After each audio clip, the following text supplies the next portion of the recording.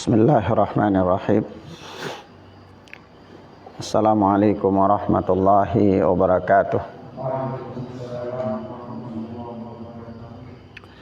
Alhamdulillah, wassalatu wassalamu ala rasulillah wa ala alihi wa ashabihi wa man tabi'ahum bi ihsanin ila yaumiddin. Amma ba'd. Ikhwana fid din, a'azzani Allah wa iyyakum. Kita lanjutkan pelajaran kita masih dengan siyamu tatawwu, yaitu puasa-puasa sunnah. Kita sampai pada puasa sunnah yang berikutnya, yaitu siyamu aktsaril muharram. Ya, banyak berpuasa pada bulan Muharram. Banyak berpuasa pada bulan Muharram. Artinya ya, tidak ada hari-hari tertentu ya, di luar daripada puasa Senin Kamis, puasa 3 hari setiap bulan, puasa tanggal 9 dan tanggal 10 Muharram. Antum juga boleh puasa pada hari-hari yang lain di luar daripada itu, khususnya pada bulan Muharram ya. Naam. Disebutkan an Abi Hurairah radhiyallahu anhu qala, dari Abu Hurairah yang Allah telah meridainya, dia berkata, qala Rasulullah sallallahu alaihi wa alihi wasallam, afdalu siyami ba'da Ramadan syahrullahil muharram. Sebaik-baiknya puasa setelah Ramadan, yakni puasa Ramadan, adalah puasa pada syahrullah al-muharram, pada bulan Allah, yaitu bulan Muharram. Wa afdalu salati ba'dal faridati salatul lail. Dan seutama-utama salat setelah salat wajib adalah salat lail, salat malam. Nah, ini sisi pendalilan yang menyebabkan Syekh berdalil bahwa banyak berpuasa pada bulan Muharram itu termasuk diantara perkara yang disunnahkan ya, perkara yang disunnahkan. Naam. Yaitu di samping mungkin puasa Senin Kamis biasanya, kemudian puasa 3 hari setiap bulan, kemudian pada bulan Muharram juga ada puasa khusus, yaitu puasa hari Asyura itu, ya, tanggal 9 dan tanggal 10. Nah, di sini Syekh berdalil dengan hadis ini ya, terlepas dari nanti ada khilaf ulama. Di antara para ulama ada yang mengatakan ya, hadis ini menunjukkan kepada kita bahwa keutamaan berpuasa pada bulan Muharram dengan puasa-puasa yang telah ditetapkan, seperti puasa 9 dan 10 Muharram, kemudian puasa yang lainnya Senin Kamis ya, itu kalau di dalam bulan yang lain itu nilainya berbeda dengan di dalam bulan Muharram, karena keutamaan tadi melakukan amalan dalam bulan Muharram ya, di khususnya amalan puasa. Paham ya? Ada sebagian ulama yang berpendapat demikian. Namun Syekh, kita merujuk ya, di sini kita menyebutkan apa yang disampaikan oleh Syekh Abdul Azim Badawi hafizana wa hafizahullah di dalam Al-Wajiz. Dengan dalil ini beliau berpendapat bahwa banyaknya berpuasa dalam bulan Muharram itu termasuk sunnah di luar daripada puasa-puasa yang ditetapkan ya. Nah, di luar daripada Senin Kamis, di luar daripada 3 hari setiap bulan, di luar daripada puasa Asyura ya. Dan itu boleh puasa di hari-hari lain daripada itu ya, dalam bulan Muharram. Seandainya di dalam bulan yang lain tidak boleh kecuali puasa yang ditetapkan. Ya, misalnya dalam bulan yang lain antum puasa tidak boleh sembarangan, harus puasa Senin Kamis, kemudian harus 3 hari setiap bulan, ya. Nah itu aja yang ditetapkan. Nah, mafhum ya. Nah, tapi kalau dalam bulan Muharram boleh, karena itu sisi pendalilannya ya, banyak berpuasa pada bulan Muharram itu termasuk perkara yang disyariatkan. Maka Syekh mengatakan siyamu aktsaril Muharram, banyak berpuasa pada bulan Muharram. Kenapa? Karena itu, karena afdalnya puasa dalam bulan Muharram itu tadi. Terlepas dari masalah ini adalah khilaf. Paham ya ikhwan? Taib. Kemudian yang berikut yaitu siyamu aktsari Sya'ban.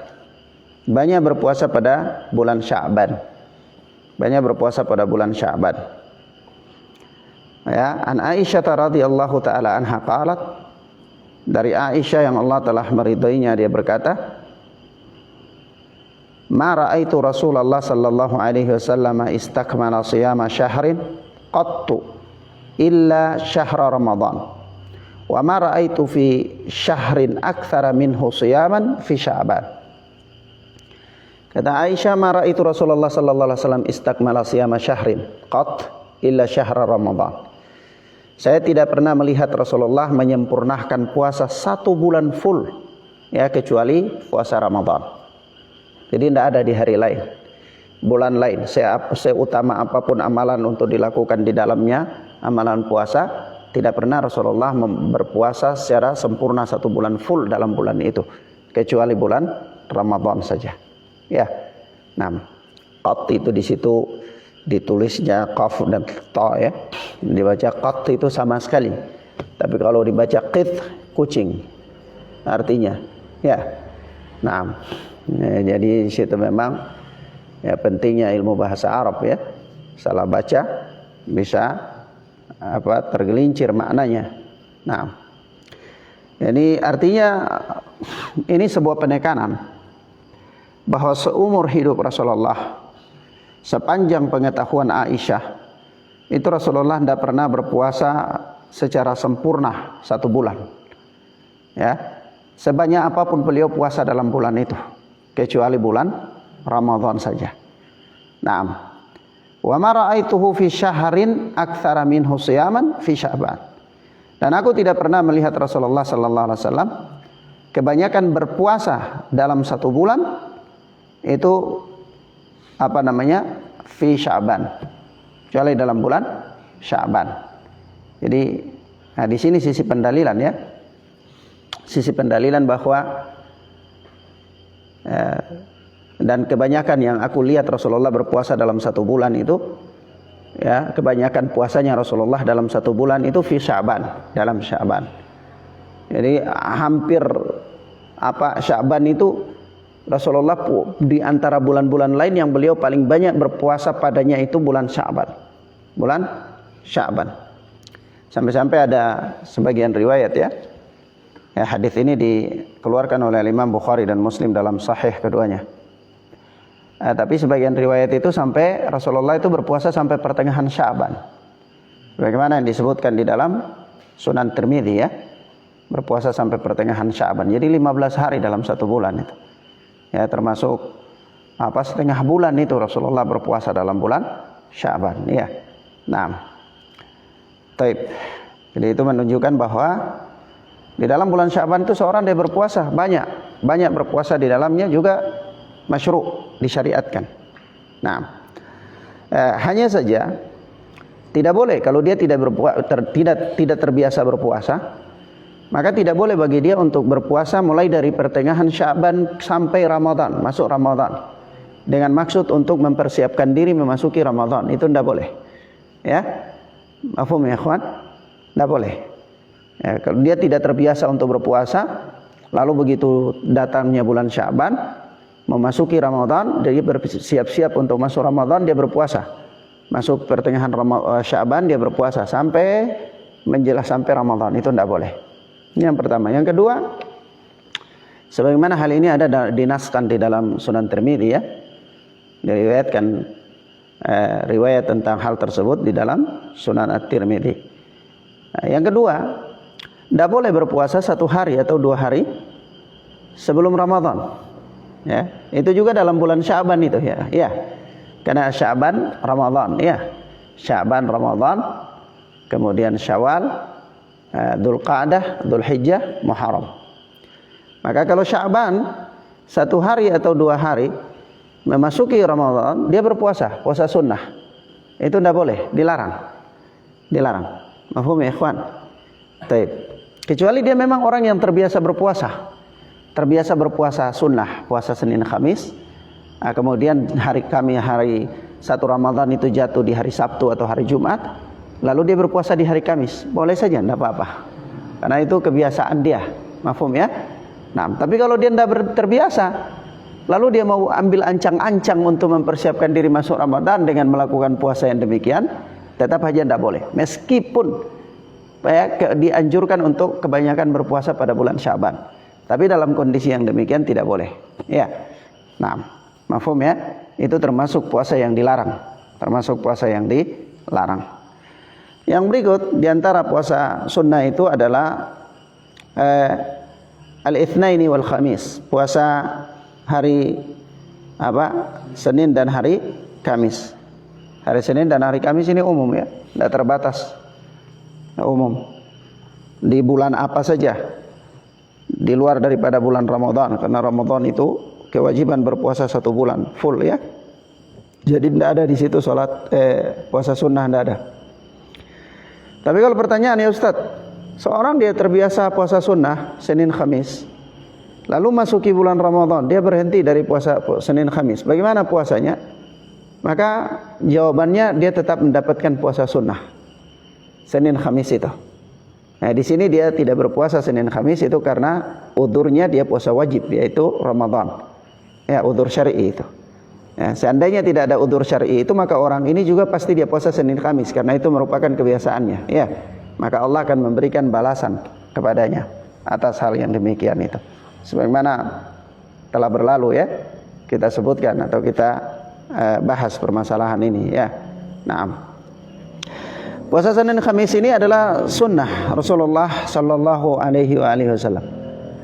Ya, dari Usama bin Zaid radhiyallahu taala anhu qala, "Inna Nabiyallah sallallahu alaihi wasallam kana yasumu yaumal Itsnain wal Khamis." Wa su'ila an dzalik faqala, "Inna a'malal ibadi tu'radu yaumal Itsnain wal Khamis." Ya. Kata Usama bin Zaid bahwa Rasulullah sallallahu alaihi wasallam, yaitu Nabi Allah sallallahu alaihi wasallam, kana yasumu yaumal Itsnaini wal Khamis. Beliau biasa berpuasa hari Senin dan hari Kamis. Hari Senin dan hari Kamis. Wa su'ila an dzalik, dan beliau ditanya tentang hal tersebut. Faqal, maka beliau sallallahu alaihi wasallam bersabda, "Inna a'malal ibad tu'radu yaumal Itsnaini wal Khamis." Ya, sesungguhnya amal-amal seorang hamba itu dinaikkan ya ke langit ke hadapan Allah Subhanahu wa taala itu pada hari Senin dan hari Kamis. Ya, pada hari Senin dan hari Kamis. Jadi di situ disukai ya, ketika amal seorang hamba itu ditampakkan di hadapan Allah, orang itu dia sedang beribadah kepada Allah, sedang berpuasa Nabi sallallahu alaihi wasallam. Maka ini satu alasan ya, salah satu ilat yang mengatakan bahwa ini bukan menjadi ilat yang seseorang itu dia harus melakukan puasa Senin Kamis, tapi ini satu ilat yang disebutkan oleh Rasulullah sallallahu alaihi wasallam. Ya. Dan ini adalah termasuk hadis yang paling bagus. Hadis yang paling bagus dalam membantah orang-orang yang melakukan perayaan seperti haflah ya, perayaan hari lahirnya Nabi sallallahu alaihi wasallam, di mana mereka berdalil dengan hadis yang mirip, yaitu ya Rasulullah sallallahu alaihi wasallam berpuasa hari Senin itu karena itulah hari lahir beliau ya. Nah, kama jaa fil hadis. Maka kita katakan kita katakan bahwa itu bukan dalil. Itu bukan dalil untuk membolehkan untuk melakukan haflah, perayaan, ihtifal, ya, perayaan hari lahirnya Nabi sallallahu alaihi wasallam itu. Karena itu bukan satu-satunya sebab yang membuat Nabi berpuasa pada hari Senin itu. Ada sebab yang lain, yaitu karena amal-amal manusia ditampakkan di hadapan Allah Subhanahu wa taala. Ini hadisnya. Ya. Nah, seandainya satu ilat saja yang jadi sebab di situ, ya mungkin orang masih masih berargumen di situ. Tapi kita katakan itu bukan satu ilat, bukan satu-satunya ilat, satu-satunya sebab Nabi berpuasa pada hari Senin. Tapi ada sebab lain Nabi berpuasa itu karena amal-amal manusia itu ditampakkan di hadapan Allah Subhanahu wa taala pada hari tersebut. Ya, paham ya? Nah, itu yang pertama, bantahan yang pertama. Nah, bantahan yang kedua adalah bahwa Nabi sallallahu alaihi wasallam adalah orang yang paling tahu terhadap apa yang beliau sabdakan. Ya. Maka sepanjang umur kehidupan Nabi, beliau yang bersabda demikian, ya, itu beliau sendiri tidak pernah melakukan, ya, perayaan hari lahirnya itu. Padahal beliau sendiri yang bersabda bahwa hari itulah hari di mana beliau lahir. Tapi beliau berpuasa saja. Maka seandainya orang yang mau menghidupkan hari lahirnya Nabi sallallahu alaihi wasallam, ya mungkin kalau dengan dia berpuasa pada hari itu mungkin masih tepat pada sisi pendalilan. Ya. Nah, mafhum ya ikhwan. Nah, kenapa? Karena Rasulullah yang bersabda demikian dan Rasulullah lebih paham terhadap sabda beliau, tapi beliau sendiri tidak pernah mengamalkan apa yang diamalkan oleh orang-orang yang berdalil dengan dalil tersebut. Ya. Sama dengan bantahan terhadap madhab Hanafiyah, sebagaimana yang dinukilkan oleh Al-Imam Ibnu Abil Izz yang mengatakan bahwa menurut madhab Hanafi, yaitu membaca Al-Quran dan menghadiahkan pahalanya kepada sang mayit itu sampai. Ya, sampai. Dalil-dalil yang digunakan adalah dalil-dalil yang bersifat umum, yaitu dalil-dalil tentang sedekah atas nama si mayit. Ma'ruf ya. Misalnya orang dia wafat kemudian kita bersedekah atas nama dia. Sampai apa tidak? Sampai, ma'ruf. Atau menghajikan orang yang sudah wafat. Sampai apa enggak? Sampai. Sebagaimana ada nas-nas dalam hal itu, terlepas dari syarat-syaratnya ya. Nah, tetapi nasnya menunjukkan hal itu sampai. Maka bagaimana sanggahannya? Ya, sanggahan adanya adalah Nabi sallallahu alaihi wasallam adalah orang yang bersabda tentang sedekah. Ya. Nabi yang paling mengetahui tentang keutamaan sedekah. Begitu pula para sahabat ridwanullahi alaihim ajmain yang mendengar hadis-hadis tentang sedekah, itu mereka lebih paham terhadap sabda Nabi. Para sahabat lebih paham terhadap ucapan Nabi. Mafhum ya ikhwan? Nah, tetapi tidak ada satu orang pun di antara mereka yang melakukan amalan tersebut dengan alasan sedekah. Apakah mereka kurang berlomba dalam bersedekah? Ya, para sahabat sangat berlomba dalam sedekah. Ya. Maka seandainya hal itu mendapatkan pahala dan baik, terhitung sebagaimana yang diisyaratkan oleh nas-nas yang bersifat umum, maka tentu para sahabat pasti berlomba untuk melakukannya. Ya, maka dari itu ada kaidah laukana khairan lasabaquna ilaih. Kalau seandainya perkara itu baik, pasti para sahabat telah mendahului kita dalam melakukannya. Mafhum ya? Nah, disinilah sisi bantahannya. Maka kita katakan ya ikhwan, kalau antum membuka kitab-kitab fikih berbicara tentang madhab, ya, apalagi kitab-kitab madhab ya, itu antum akan mendapatkan di sana pendapat-pendapat yang beraneka ragam, ya, dengan pendalilan-pendalilan. Nah, sehingga kalau seorang penuntut ilmu dia tidak berusaha untuk menempuh jalan tariqatut tarjih, dia tidak berusaha untuk menempuh jalan mana yang rajih di antara pendapat-pendapat itu, maka dia akan kebingungan. Dia akan kebingungan. Nah, karena dia kebingungan, akhirnya dia mengatakan semuanya benar.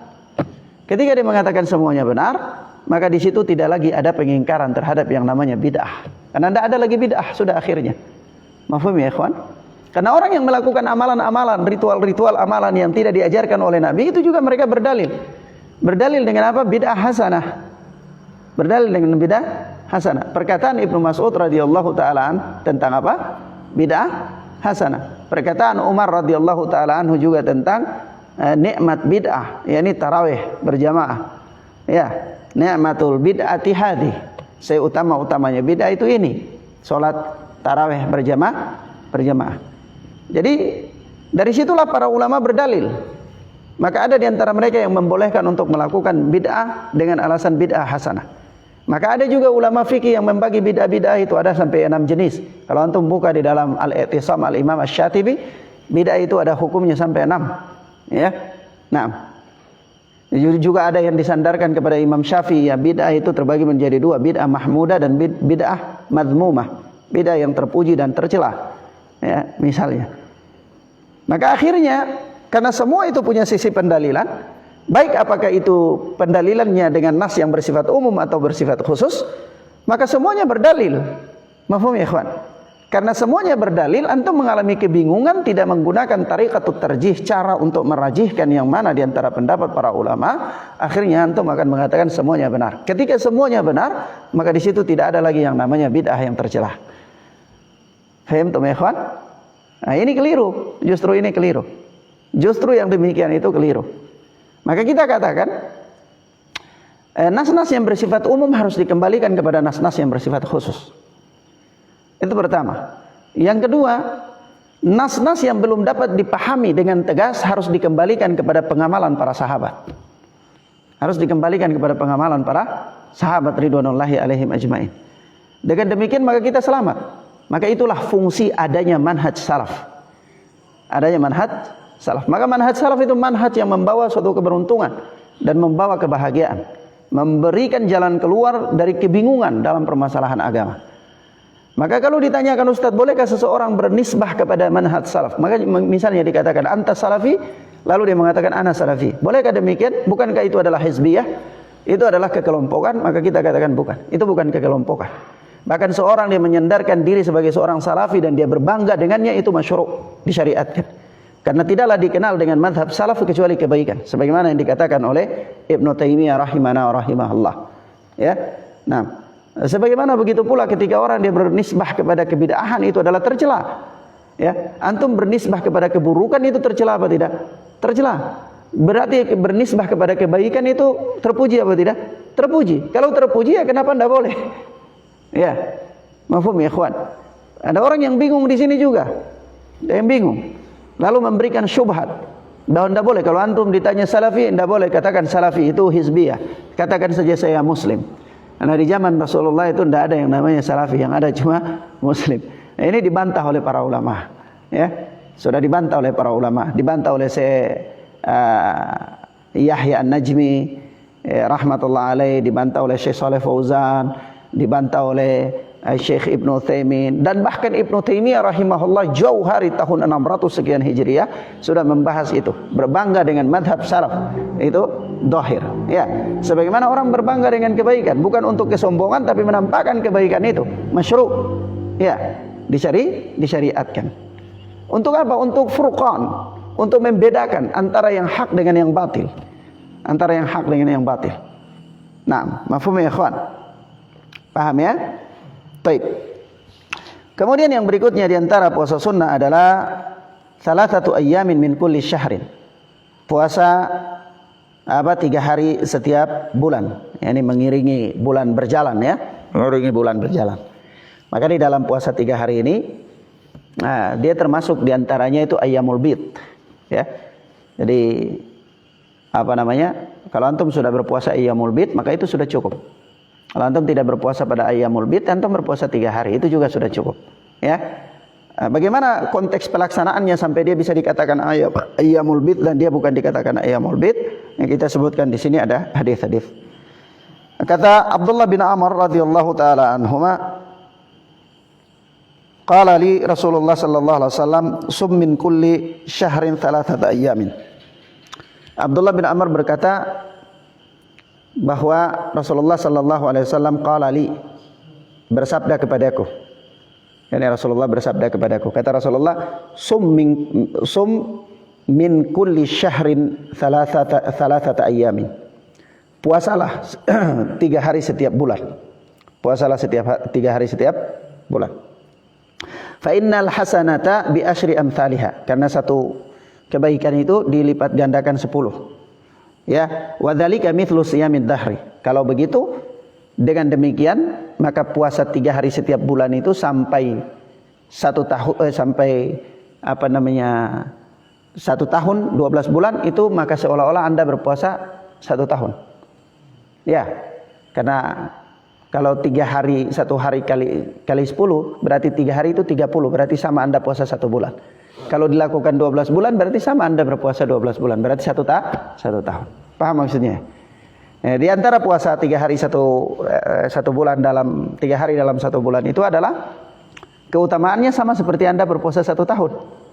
Ya, sama seperti puasa 1 tahun. Maka begitu pula kalau kita lihat puasa Syawal ya. Di mana orang berpuasa Syawal itu 6 hari. Ya, 6 hari itu kalau 6 kali 10 berapa tuh? 60.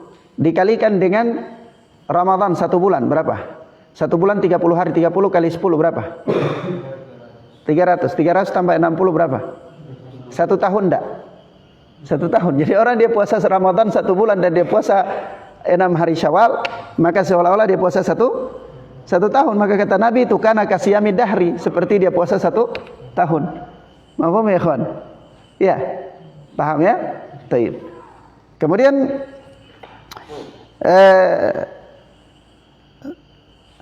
kata Syekh, ini penjelasan Syekh ya. Jadi pemahaman Syekh Abdul Azim Badawi terhadap puasa 3 hari setiap bulan itu seperti apa? Kata beliau di sini. Wa yustahabbu an takuna ayyama 13 wa 14 wa 15. Dan disukai puasa 3 hari setiap bulan itu pada hari ke-13, hari ke-14, hari ke-15, yaitu tanggal 13, tanggal 14, tanggal 15, bulan Hijriyah, bulan Qamariyah, tahun Hijriyah, bulan Qamariyah. Ya, paham ya? Jadi kalender Arab 13, 14, 15 itu kalender Arab, jangan pakai tahun miladiah, enggak boleh, enggak cocok. Ya, penetapan ibadah itu tidak ditetapkan dengan tahun miladiah, tapi ditetapkan dengan tahun Hijriyah. Paham ya? Jadi perhitungannya Qamariyah. Apa bedanya? Beda. Perhitungan miladiah dengan perhitungan Qamariyah itu beda. Perhitungan miladiah itu menghitung rotasi matahari. Waktu ditentukan dengan perputaran matahari. Tapi kalau Qamariyah itu dengan bulan, dengan bulan. Makanya dari itu pergantian hari di dalam Islam itu mulai terjadi kapan? Maghrib, ya, begitu matahari masuk, ya. Tapi kalau dalam tahun miladiah kapan? Jam 12 malam, ya, jam 12 malam. Taib. Jadi perbedaan jauh sekali, ya, jauh sekali. Taib. Jadi disukai. Jadi kalau kita sebutkan secara umum bahwa puasa yang disyariatkan atau disunnahkan itu 3 hari dalam setiap bulan. Jadi mengiringi bulan, ya, mengiringi bulan berjalan itu setiap 3 hari. Nah, setiap bulan itu 3 hari. Kapan kita melakukannya? Maka kata Syekh disukai untuk dilakukan pada tanggal 13, tanggal 14, tanggal 15 tahun Hijriyah. An Abi Dzarrin qala, dari Abu Dzar dia berkata, qala Rasulullah sallallahu alaihi wasallam. Rasulullah sallallahu alaihi wasallam bersabda, "Ya Abu Dzar, idza sumta minasy-syahri 3 ayyamin fasum 13 wa 14 wa 15." Wahai Abu Dzar, kalau engkau berpuasa 3 hari pada setiap bulan, maka puasalah pada tanggal 13, tanggal 14, tanggal 15. Jadi ini dalil khusus yang menafsirkan dalil umum, ya. Mahfum ya? Kalau dalil umum bilang 3 hari setiap bulan, maka 3 hari itu kapan? Ya 3 hari itu adalah hari yang disukai adalah pada hari Ayyamul Bid. Maka kalau ada orang yang bertanya, Ustaz, apakah puasa 3 hari setiap bulan dengan puasa Ayyamul Bid itu sama? Kita katakan sama. Jadi bukan Ayyamul Bid sendiri 3 hari sendiri, bukan. Tetapi Ayyamul Bid dan 3 hari itu sama. Hanya saja kalau antum melakukan pada waktu yang afdal, yaitu 13, 14, 15, maka namanya Ayyamul Bid. Kalau antum tidak lakukan pada tanggal itu, maka namanya 3 hari setiap bulan. Begitu. Paham di situ ya, kawan ya? Jangan sampai kita berpandangan ini ada dua puasa yang berbeda. Ada dua puasa yang berbeda. Tidak. Kenapa kita katakan tidak? Karena inilah hadis yang merinci hadis yang bersifat umum tadi. 3 hari setiap bulan itu dirinci. Maka Rasulullah mengatakan idza sumta minasyahri 3 ayyam. Kalau engkau mau berpuasa setiap bulan 3 hari, fasum, maka puasalah 13, 14, 15. 14, 15. Yani apa? Kalimat pertamanya itu dalam bentuk mudzakkar. Taib 14, 15. 13, 14 dan 15. Taib. Paham ya ikhwan ya? Nah. Sampai di sini antum paham? Taib. Ilahuna ya ikhwan. Kita cukupkan pembahasan kita sampai di sini. Insyaallah taala kita lanjutkan pada pertemuan berikutnya, dan subhanallah kita bersyukur sekali ya. Malam-malam Ramadan, hari-hari Ramadan kita masih Allah subhanahu wa ta'ala memberikan kita kesempatan untuk belajar, kesempatan untuk hadir di taman-taman surga. Ya, ini nikmat yang luar biasa sekali ya, yang kita harus banyak-banyak mensyukurinya. Banyak manusia mereka terhalang dari memanfaatkan nikmat-nikmat. Ada orang yang dia merindukan sebuah nikmat, tapi begitu nikmat itu datang kepada dia, dia tidak melakukannya. Nah, ini musibah. Nah, maka anak pernah katakan ya kawan, di antara orang yang mengkufuri nikmat, itu adalah ketika ada di hadapan dia majelis ilmu tapi dia tidak menghadirinya. Ini orang kufur terhadap nikmat. Kenapa? Karena majelis ilmu itu nikmat yang paling terbesar, taman surga. Taman surga. Antum datang, walaupun datang tidur-tidur dalam majelis ilmu tidak apa-apa, malaikat catat antum daripada tidak datang sama sekali. Ya. Nah, maka subhanallah ini luar biasa sekali. Ya, kita berdoa kepada Allah subhanahu wa ta'ala. Semoga Allah azza wa jalla mengistiqamahkan kita insyaallah. Taib ilahuna ya akhwan, naktafi bihadzal dars. Subhanakallahumma bihamdika asyhadu an la ilaha illa anta astaghfiruka wa atubu ilaik. Wassalamualaikum warahmatullahi wabarakatuh.